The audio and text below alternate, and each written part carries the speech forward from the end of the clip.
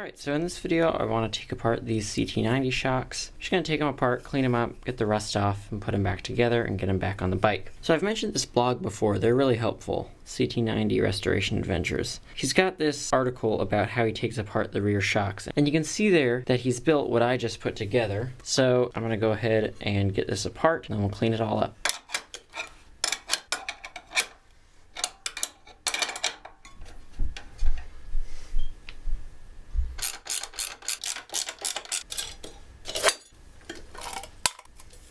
Alright, so we got it open, so now we can take it apart. Plastic cover, the spring. There's a bushing in here. Yeah, so I couldn't find a replacement bushing, but that's okay because this one is actually in good shape. There's the spring. Oof. Alright, so these shocks are kind of weird. So they have a main spring, but then they also have oil dampening in this chamber. That's not the weird part. The weird part is that the oil is just sealed in there from the factory. There's a rubber seal at the top here under there, and I just can't seem to find any way that you would drain the oil or replace the seal. So what I just did in the last shot you might have seen was I pressed this rod down into the cylinder, and it actually won't come back up. And it's supposed to smoothly drop down and want to come back up because of the hydraulic fluid in the bottom pushing it back up. Clearly the seal is shot because we've had a little bit of oil leak, you can see, and there's just not enough pressure to push it up. And on top of that, it's hard to make out on camera, but the rod is bent a little bit. Now interestingly, you can see some vise marks here, like it was in a bench vise, and you can definitely see some marks here on the rod. So it seems like someone's had this shock apart before, and they got this same problem. They put it in the vise, and they tried to pull them apart. I think I could use the tool I used to compress the spring. I could sort of use it in reverse and pop the spring open, and that would fix the problem in that it would re-lengthen the shock, but it wouldn't fix the problem of the seal being broken, the oil leaking out, and it not having any hydraulic resistance. So that being said, I'm gonna keep all these parts in a bag because the plastic, you know, it's decent. I'll clean it up, it's decent. The chrome is good on one side. Anyway, I'm gonna look for a set of shocks online on eBay, and we'll see what we can find, and hopefully I can find some dampeners for a good price that actually work. Alright, let's do the front suspension here while we're waiting for the OEM replacement rear shocks to arrive. First I'm just going to drain what little fork oil is left.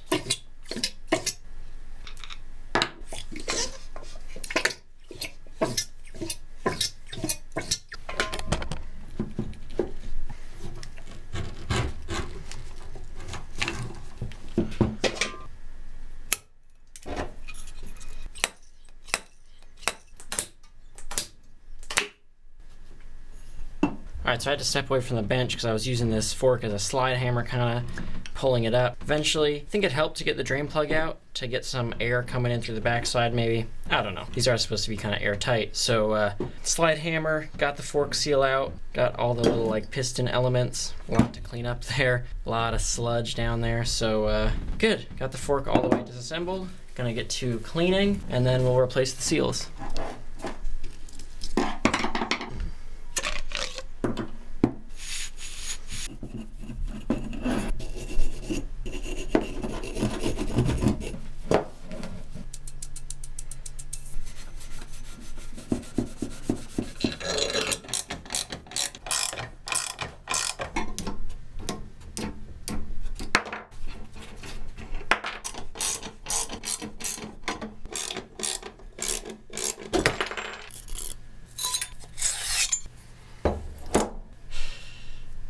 Okay.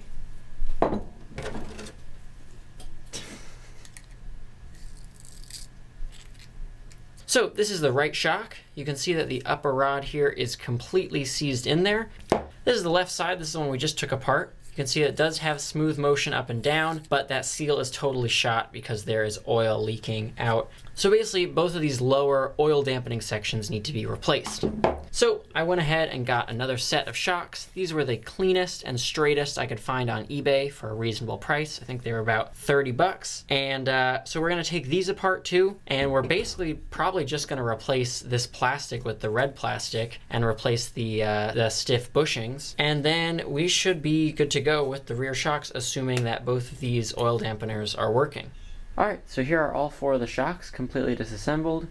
and I've kind of ordered them from most to least complete. So over here, the most complete one has both this fiber sleeve and this fiber washer. Obviously it also has the bushings, though this one's a little stiff. It has the oil dampening, probably the best out of all four. The spring is one of the least rusty ones. On this shock, we have this fiber sleeve, but no fiber washer. The spring is pretty rusty, the dampening works probably second best, and everything else is in decent shape. On this, the fiber washer and sleeve turned to dust. The spring is pretty rusted out, the oil dampening is pretty non-existent, and the bushings are so-so. On this one, this is the seized one, so we're definitely not using this. Everything else looks pretty dirty, pretty dented. Plastic obviously we're going to use, and the spring is actually in pretty good shape. It looks like it's really nice and clean, probably because oil's been leaking all over it.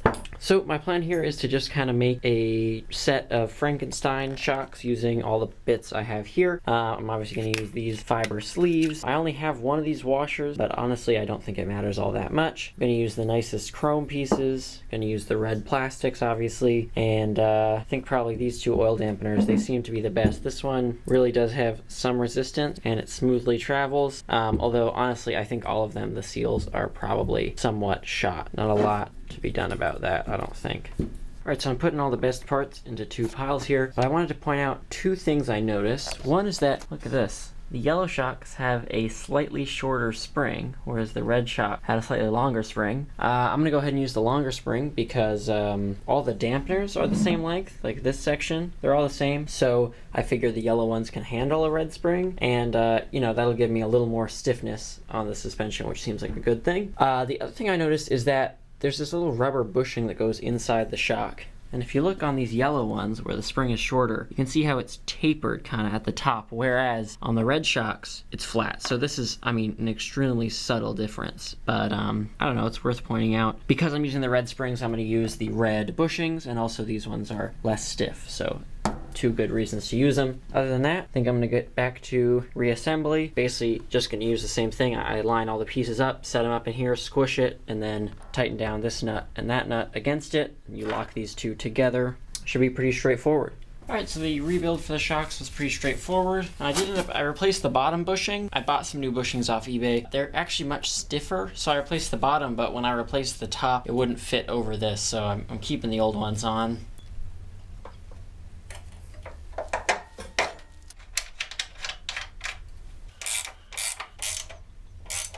Alright, so that's the rear shocks rebuilt. Next I want to finish up with the front forks, but first I need to wait for some pretty important parts that I ordered to arrive.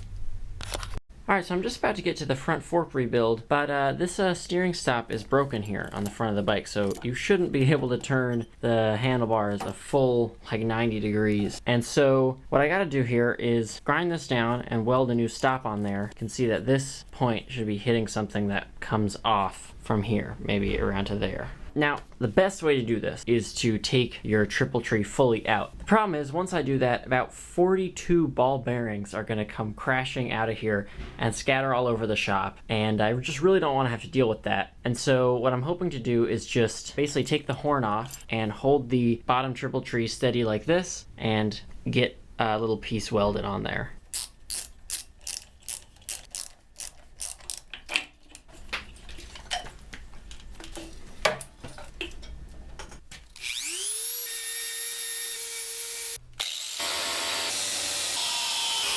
Alright, so I just have two little pieces of 3/16 steel that I'm going to weld together to make like a little nub, and then we'll weld that up to the frame.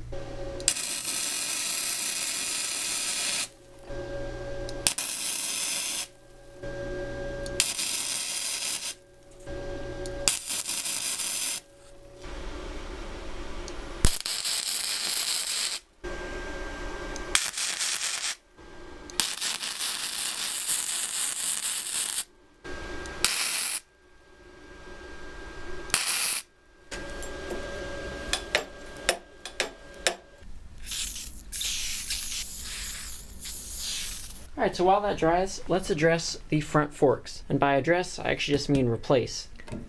You can see these front forks are bent and they are oxidized in the area where the seal has to slide, so that's going to cut open the seal. And if I tried to fill the pits and then unbend them, which I know some people do, I feel like I'm just kind of asking for trouble. And not to mention, that's the left fork. The right fork is still actually seized in there. I got the seal out, but I can't get this lower little piston section out. So anyway, these tubes are pretty much garbage. So I got this set from DrATV. He advertises them as just sort of plug and play replacements for the CT90s and I think the CT110s, and they should be 50% stiffer. You know, that'll be sort of helpful, I suppose, on trails and stuff, and maybe if I'm riding with a passenger, but mainly I just wanted new tubes that weren't oxidized or bent. So let's get this open.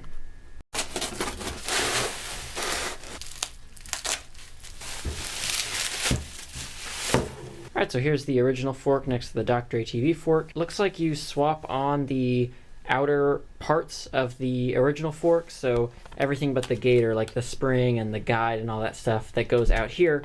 But supposedly this bottom section already has oil and actually has an inner spring. That's what makes it stiffer.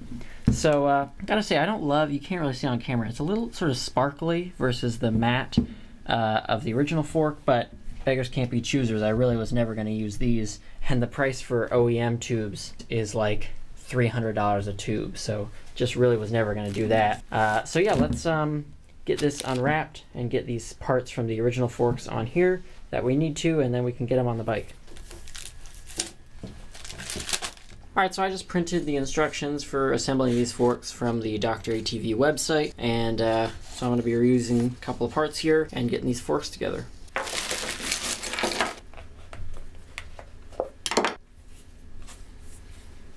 Alright, so I want to make a quick note about the instructions for these forks. These are both images printed from the same forks, but they have slightly different advice, so I'll just tell you what I'm going to do. Basically, this has 5 pieces on the fork, including the fork boot, whereas this tells you to keep basically 6 pieces. So this extra piece is this little rubber piece, and so I'm going to keep it on here.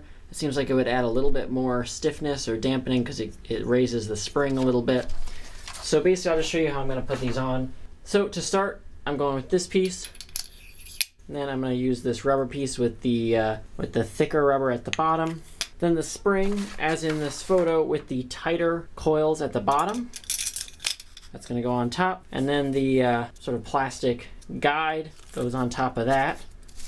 And then lastly, the fork boot and the new chrome like top ring that comes with the fork. Looks much nicer than the old one, so I'm going to use that. Basically, I'm just going to work this down over this lip here using some flathead screwdrivers, pull it down, and then we should be good to get this on the bike, and I'll go ahead and do the other one off camera. Alright, so I did just do a super light pass with the Dremel sanding bit inside here because there was some rust buildup. Remember, it was pretty tough to get these out. So I did the Dremel and then I threw some WD-40 in there. And so now we can go ahead and get the forks through here. And now they're going on pretty easily, which is good.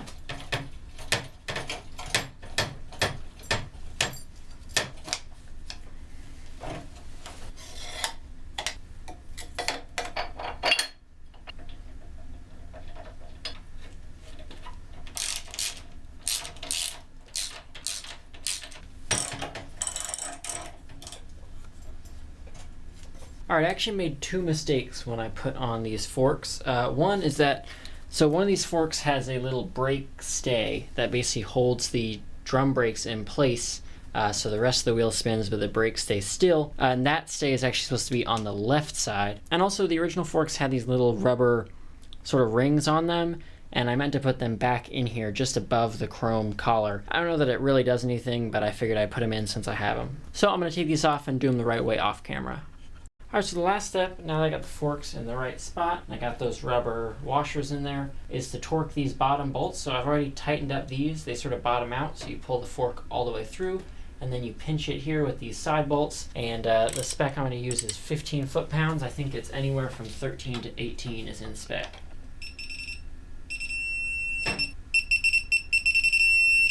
Alright, and so just like that, we have rebuilt OEM shocks, and new DrATV front forks, and a repaired steering stop.